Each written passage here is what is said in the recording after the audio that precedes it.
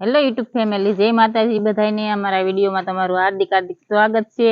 આજે આપણે બનાવવાના છે માંડવી પાક। સિંગ શેકી નાખવી છે આપણે। હવે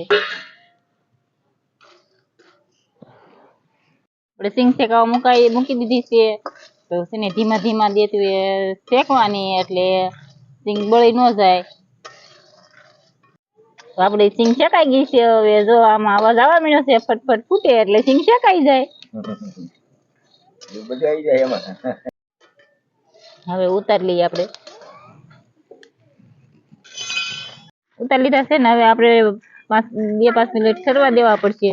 ઠરી જાય ને પછી ફોફા ઉકળે, ત્યાં સિવાય ફોફા ન ઉકળે। ગરમમાં ગરમ હોય તો ફોફા ન ઉકળે। 2-3 મિનિટ થઈ ગઈ છે। હવે જો આપણા દાણા ઠરી ગયા છે ને ફોફા ઉકળી જાય છે, તો ફોફા ઉકળી નાખવી। હવે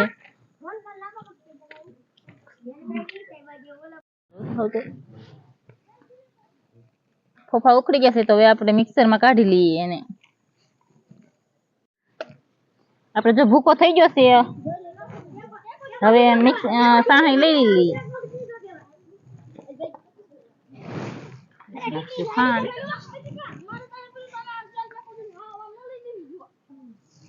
થોડુંક પાણી નાખવાનું।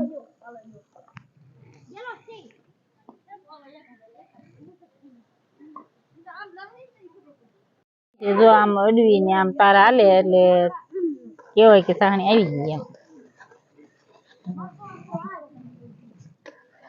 આપણે મિક્સર કરી નાખીએ।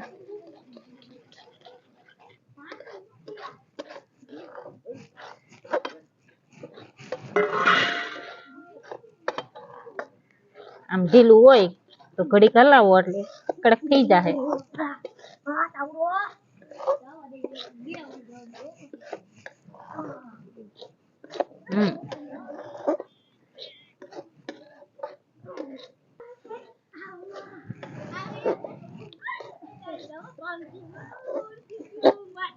ઘડીક હલાવા કરવી એટલે છે ને ઘડી કડક થઈ જાય।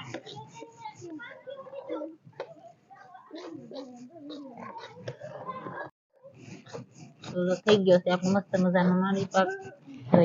નાખી દઈએ ડીશમાં।